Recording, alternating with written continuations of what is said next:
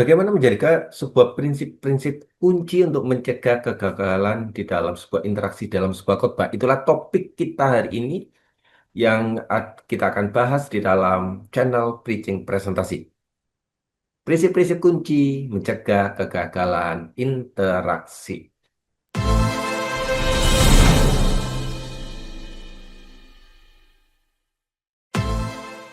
Coba kita mulai dari apa yang jemaat rasakan.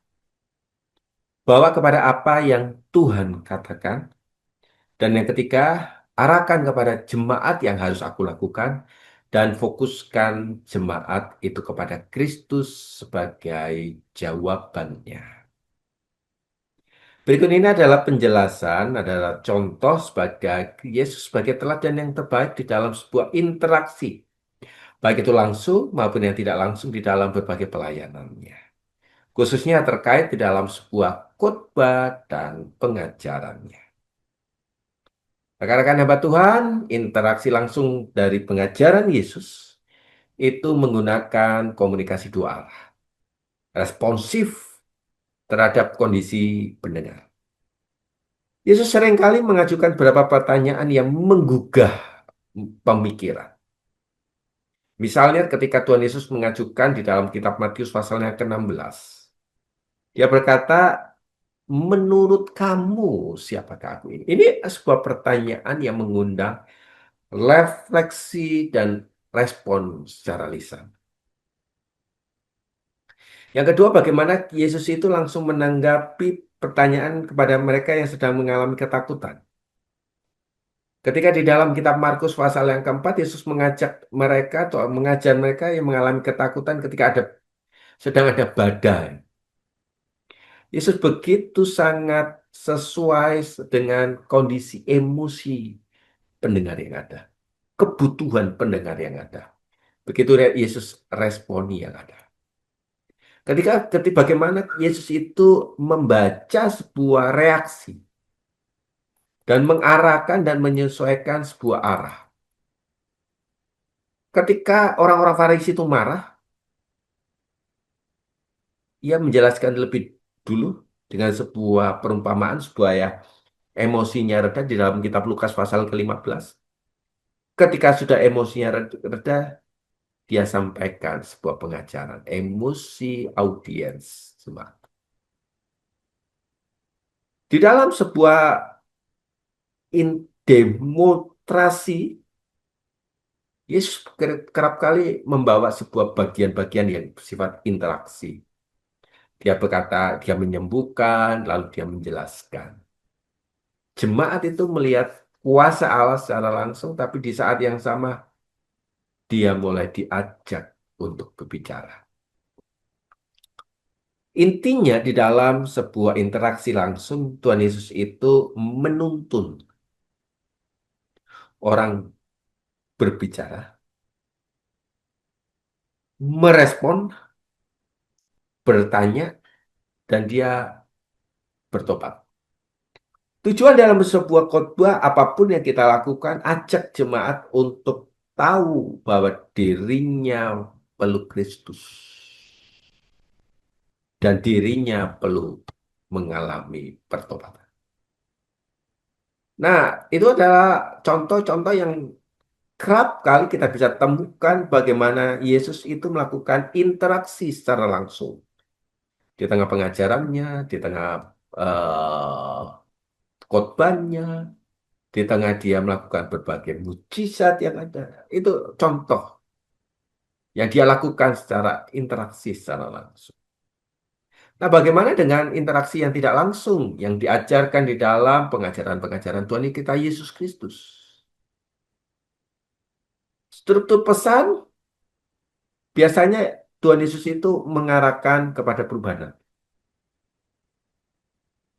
Ada masalah, solusi Allah, dan respon iman.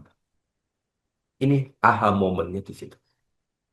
Ketika kita membaca kitab Kut, eh, Matius pasal yang kelima ayat ke-7, khotbah di bukit, Yesus itu membawa pendengar, mendengarkan hukum, dan mengarahkan kepada perubahan hati.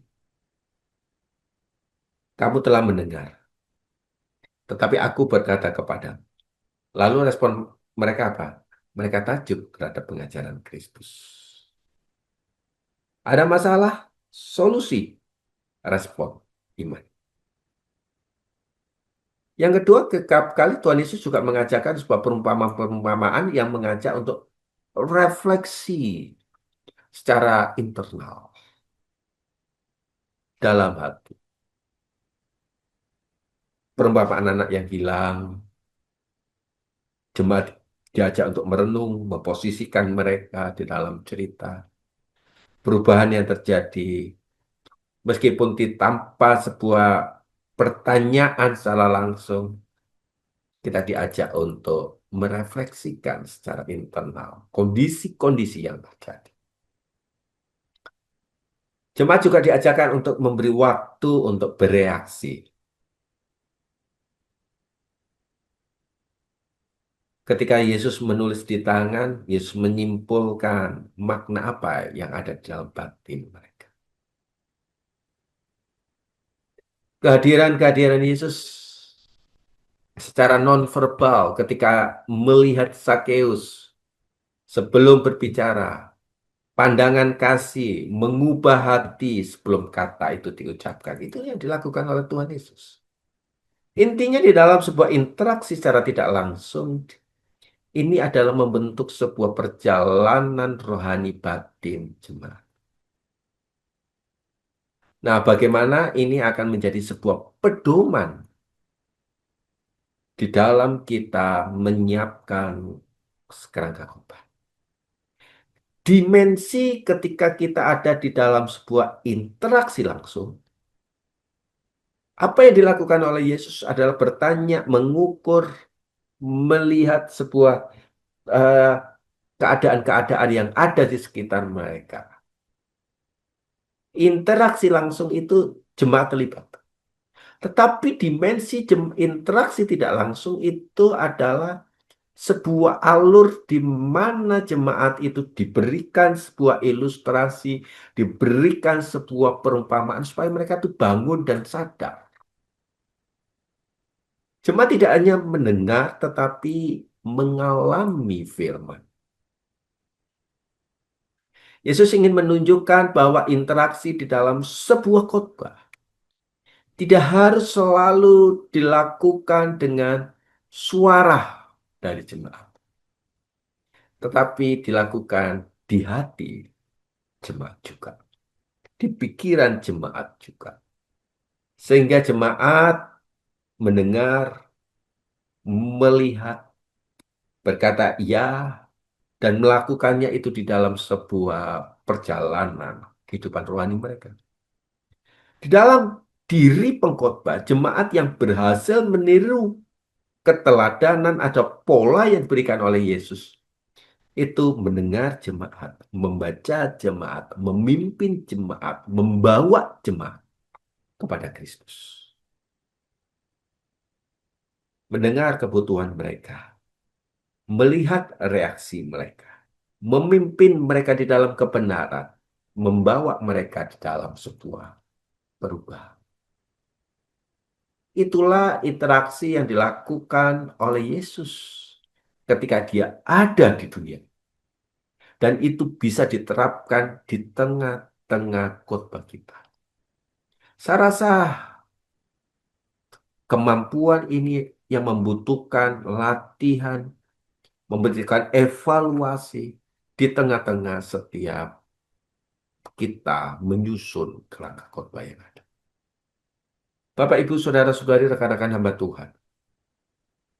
Biarlah ketika kita mulai menyusun kerangka khotbah, bukan melihat waktu yang lampau, eksposisi semata, tetapi kita mulai melihat kebutuhan jemaat, respon jemaat, dan mulai melihat bagaimana Alkitab menjawab.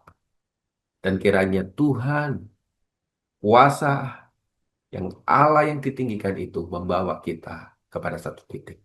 Apa? Perubahan transformasi mereka. Melalui apa? Interaksi yang sudah secara sadar kita bangun. Tuhan Yesus memberkati persiapan khotbah kita. Dan kiranya Tuhan memberikan hikmat-Nya kepada kita. Dan saya berdoa, mari kita semua memberi yang terbaik kepada Dia di dalam mulai menyusun kerangka-kerangka khotbah yang ada. Tuhan memberkati.